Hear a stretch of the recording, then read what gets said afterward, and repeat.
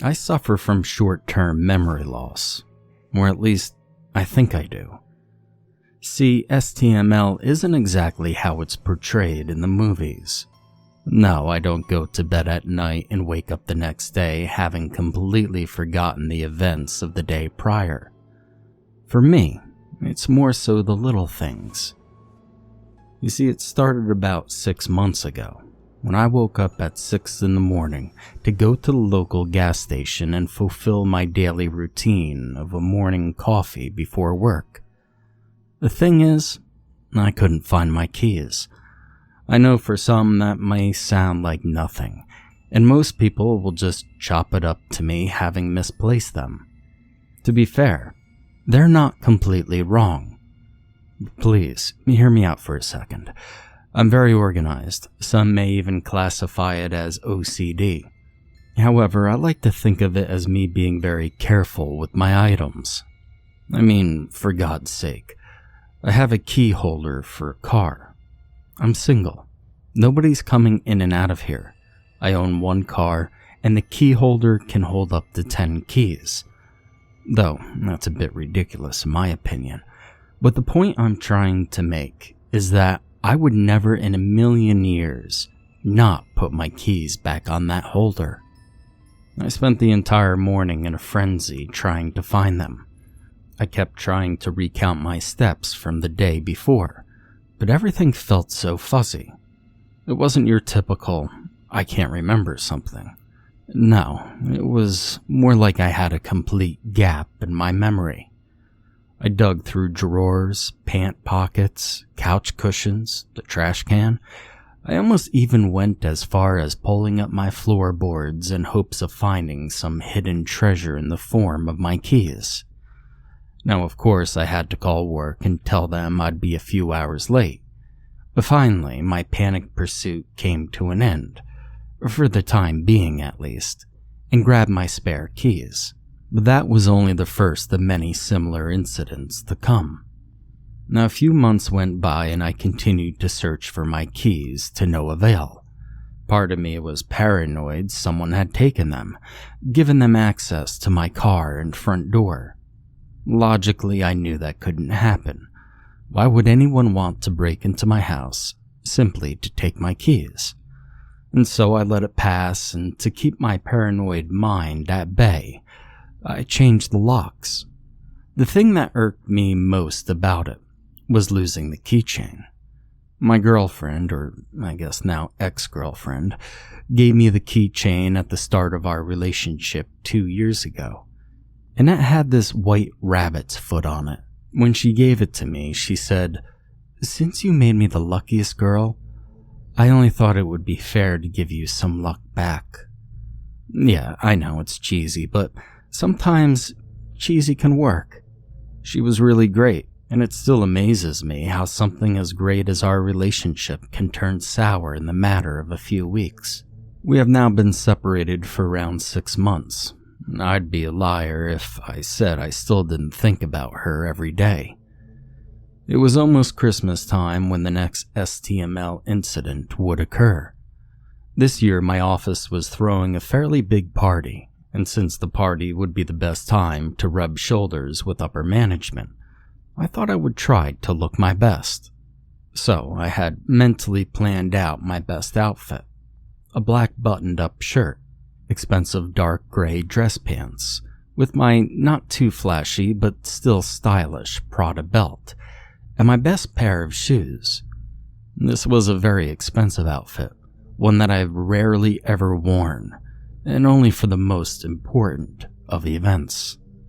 Now it goes without saying that it would come to my complete and utter shock that when I went digging through my closet to find the outfit, it was nowhere to be found. Now at first I just didn't believe it. I almost refused to believe that it could just vanish like that. I spent at least an hour tearing my closet apart, clothes strewn across my room, looking for the outfit. My once tidy room now looked like a literal tornado had come through and tore it apart.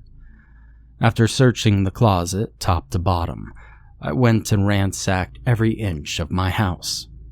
None of this made sense. I get maybe if one part of the outfit was missing, like the shirt, but not the whole thing. That doesn't make sense, right? I grabbed my spare keys and I went to search my vehicle.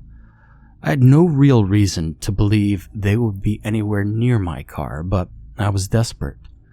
And of course, it wasn't there. Now I knew I only had one place left to look, my ex's house. I stared at her name on the contacts of my phone, with my finger hovering above the call button. I stared for what felt like an eternity, debating whether I should call or not. She'll just think you're desperate and want to get back together. We're just looking for a quick hookup, I told myself. Finally, I took that leap of faith and I called her. Each pause before the next series of ringing gave me what felt like a mini heart attack. I even said, "Hello?" a few times, thinking she had actually picked up. I should have seen it coming, but after some time, it went to voicemail. I let out a quick sigh of relief before starting my voicemail, stammering. Hey, Maggie, it's Aaron. I know this is going to sound strange, but I think I may have left that outfit I wore to your uncle's wedding at your place. You know, the one with the Prada belt you got me for last Christmas. Anyway, I really need it, so if you happen to find it, if you could give me a call or maybe a text or something. And if it's not there, well, I'm sorry to bother you. Have a good day. I hung up the phone and immediately covered my face with my hands, trying to allay the embarrassment, as if someone could see me. Now, of course, I never got a call or text back. I really should have seen that coming. To be honest, part of me was really hurt, but my ex wasn't the first thing on my mind. Currently, it was consumed with trying to figure out why I can't remember these things. First, it was my keys. Now it's a whole outfit. This just didn't make sense. It was so out of character for me to misplace things, especially ones that are as expensive as my nice outfit.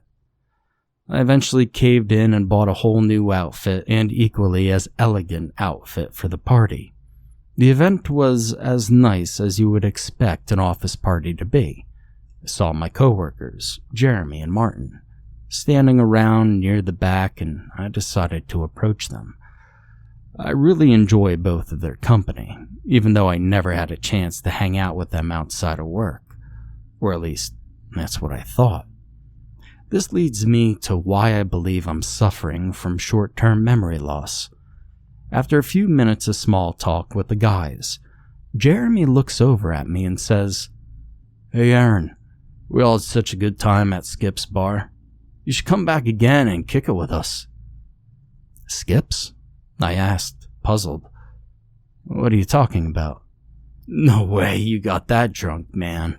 Martin chuckled. Utterly confused at this point, I said, "I'm sorry, I really don't know what you guys are talking about." You went out with us a few months ago," Jeremy responded, a blank expression on his face. "What?" "Yeah, it was your idea. You called us up saying you just broke up with your girlfriend and you wanted to clear your head. Man, you remember that? You even asked us if we knew any good bars, and Martin recommended Skip's." Jeremy continued. "Yeah," Martin chimed. "We were out pretty much all night. We were shocked at how much of a partier you could be, since you're typically just so quiet." Now it felt as if my whole world had been picked up and smashed down on the earth, shattering it into a million pieces. I didn't remember a single thing they told me that happened that night. Not one damn thing. My heart was racing and I felt as if I were about to have a panic attack. I'll catch up with you guys later. It was the only thing I could muster before walking away. I soon left the party, and any plans I had previously of getting in the good graces of upper management went out the door the moment I did. But I didn't care. I was more concerned with trying to figure out what the hell was wrong with me. This wasn't just a little item I misplaced or lost. This was a whole damn night that I have no recollection of. The next day I called in sick and went to my regular doctor to see if he could help. I explained everything to Dr. Roberts the best way I could. So you think you're suffering from some sort of brain abnormality? Maybe. Why, do you think I am? I asked, concern clear in my voice.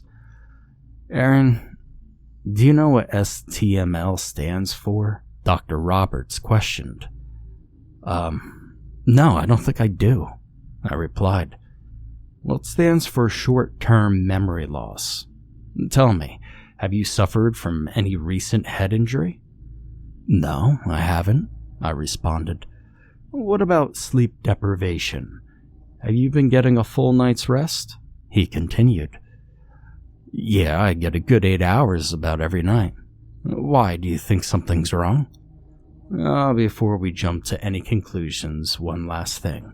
Have you suffered from any recent traumatic events? Traumatic? I repeated, stopping to think. No, I haven't. I did recently break up with my girlfriend, but I wouldn't say it was necessarily traumatic, I explained. So what, you think I have short-term memory loss? STML or whatever you called it? Dr. Roberts gave me a reassuring smile, shaking his head. No, I don't think you have STML.